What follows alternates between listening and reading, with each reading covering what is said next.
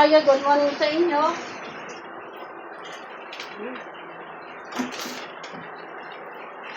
Good morning mga kaya. Bago lahat, welcome to my channel sa AJ2 Tips and Guide. At pakipollow sa AJ Numerology and Guide Analyst. At pakipollow din sa Angelina.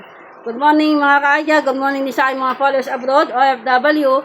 Sa mga followers ko sa mga taga Manila, Caloocan, South and North. Ngayong araw ng April 30, 2026, hiling ko magkaroon tayo ng pagpapala, siksig, liglig at umabot na biyaya sa ating lahat. Ready na yung ating daily guide at numbers analyst ngayong araw ng Huwebes. Kaya silipin ninyo ang ating whiteboard para sa mga pagbubulis ngayong araw. At sabay-sabay nating pag-aralan yung mga numero natin. Muli, ito ay magiging accurate ating na numerical analysis para sa 2 p.m., 5 p.m. at 9 p.m. guide ngayong araw. Good luck sa inyong lahat mga kaya at pag-aralan ninyo ang ating mga patterns.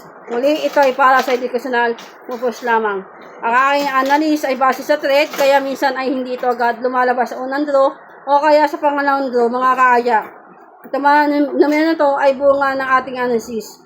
Mas malakas ang chance nito kung i-maintain ninyo sa loob ng 7 araw yung mga numero na pinabigay ko sa inyo na paalaga.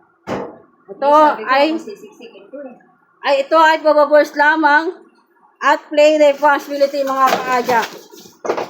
Ito ay ang swerte ay gabay lamang at ang swerte ay nasa ating pa rin mga kaadya. Kaya tayo, kung nakikita ninyo sa aking whiteboard, ayan po yung analysis ng UPM na 39. Inikot-ikot ko na po yan. Alalay po kayo sa twin number at connected numbers mga kaadya. Inikot-ikot ko na po yan. Meron tayong 30-30, 3-3 at 3-30. Kung ilan din po kayo dyan mga kaadya. Tapos, ang ating everyday numbers, 3 digit at 2 digit saka 3 digit. Yan. Ilan din po kayo dyan, 17-25, 8-21, 27-7. Spotlight mix natin.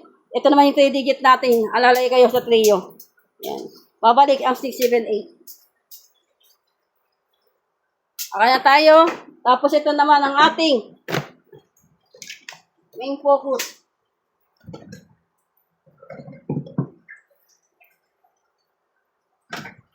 Ang ating main focus, 17-21 at 25-27. Ito yung sample ng pares. Hanapan nyo na po yan ng pares ang ating main focus at chart pattern mga kaadya. Muli, ito ay para sa educational purpose lamang.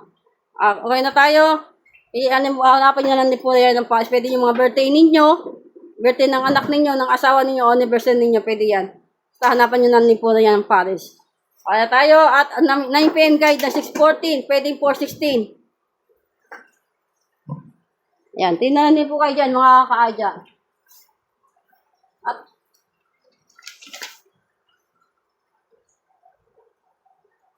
kaya tayo mga kaadya at ating 2 p.m. guide 5 p.m. Pilan din po kayo.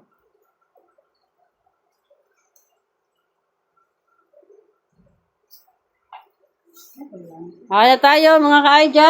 Good luck. Ang ating analysis ay base lamang sa numerical probabilities at para sa educational purpose lamang at walang kinalaman sa namang uri ng sugal. Good luck mga kaadya at chisilan tayo. Happy lang, focus, positive vibes at pray lang tayo at ikaw na po bahala. Kaya tayo, nabigay ko na sa inyo yung mga possible at mga analyzed number natin ngayong araw ng April 30, 2026. I-manifest natin na magbibigwin tayo ngayong araw ng Huwebes. Kaya, i-claim natin yan at i-manifest. Good luck at play the positive mga adya. Play lang. Good luck.